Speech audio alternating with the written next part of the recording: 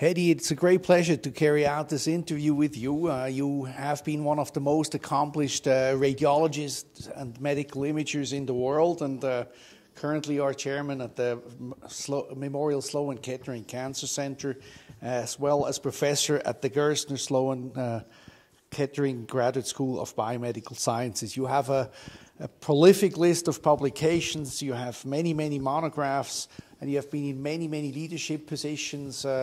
I can't really enumerate all this. It's so great, the accomplishments. I just want to emphasize that you have had gold medals from several important societies, including the ISMRM, the American Association of Women Radiologists, and you also have an honorary doctorate in medicine from the Ludwig Maximilian University in Munich. And so we are very, very happy to have you here and serve as a teacher in this Davos course.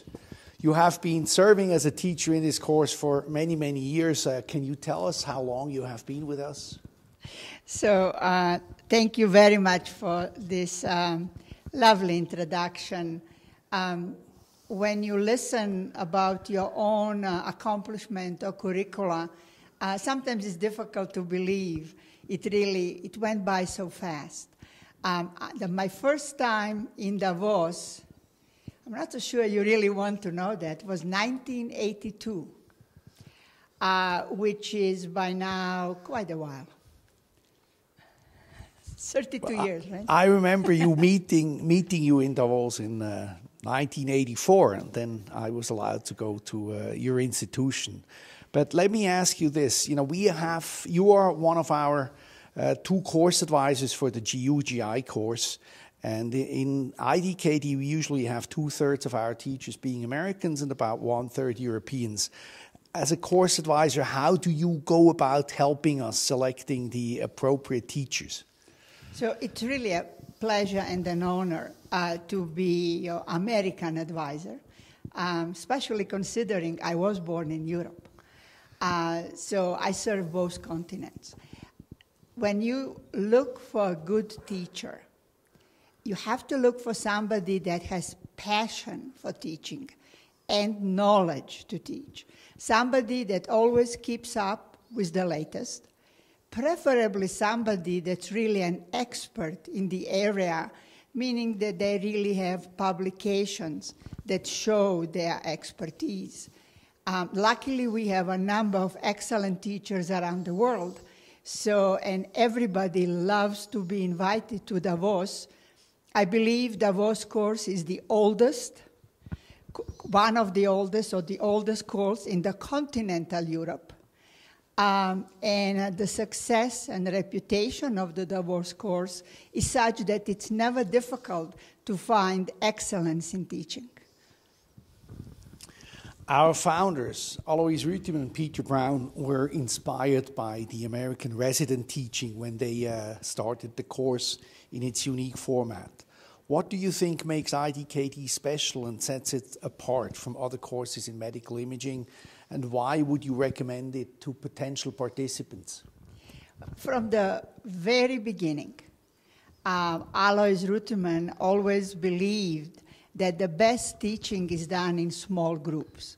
He calls them workshops, and Davos offers a unique balance between the workshops, where you have an opportunity to really also ask questions, voice your opinion, or be very frank if you do or you don't understand something, and then highlight lectures, where really lectures that you look forward what's coming in radiology tomorrow. So it's a balance between everyday, practical, clinically relevant approach, and then the highlights and the vision for the future. So it's an absolutely superb balance between practical, clinically relevant radiology and the highlights with vision of the future.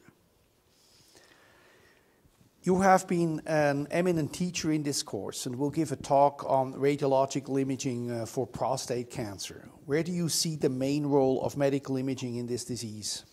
So hopefully by now, imaging and especially magnetic resonance has been accepted in a routine daily practice.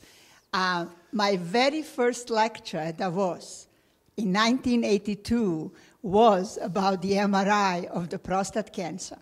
And today, in 2014, my lecture is MRI of the prostate cancer, except today we have over 4,000 papers on the Medline. When I gave a course, there were only 2, one from UK and one from the United States. So it was new, and it's interesting to see that it's still new and it's of great interest. But MRI really plays absolutely essential role in the management of prostate cancer, and the reason that is so accepted these days, especially in urology and radiation oncology community, because the key question in the management of prostate cancer is to treat or not to treat. And you cannot make that decision without imaging. Imaging is simply a GPS 2014 in the management of prostate cancer. You have spent much of your career, as you have stated, using MR in GU imaging. When you became chairman of Memorial Sloan-Kettering Cancer Center, suddenly nuclear medicine and PET images started to appear in your talks. Can you comment on this? Well, it's just coincidental because I became a chair at Memorial Sloan-Kettering in '99. And that was really the time, if you remember, that PETCT was born and introduced into clinical arena. So it was simply coincidental that PET-CT was introduced, and a big part is that FDG was FDA approved. So we had a combination of a wonderful hybrid imaging, of an excellent tracer that at the very beginning was not designed for oncology, and then turned out to be a key modality in the management of cancer. So yes, you are right. PET-CT and now MRI PET, we do hope, plays absolutely essential role in the management of cancer patients, many cancer patients. Your career and achievements in medical imaging are impressive, and you have become a role model for many radiologists, and particularly women radiologists. Where do you see the future of radiology, and what would be your advice to young people aspiring to become radiologists? I really do believe, while in the last 30 years, we were lucky enough to witness tremendous transformation of radiology. And it was all about technology development. My fellowship was in ultrasound in 77, 78 at the very beginning. Then it was in CT, and then I started MRI in 81. So we have those big modalities coming through. The next 10 years is radiology and biology and engineering and computer science, and we're going to see tremendous convergence of computer science, biology, big data, and imaging. And I actually think that we are now starting a new horizon or the new trend in radiology. And I actually think that radiology has never been more exciting and more promising than it is today, especially in oncology. Well, Hedvig, thank you again for being with us in this course. We're very grateful for this interview. Thank you so much for having me.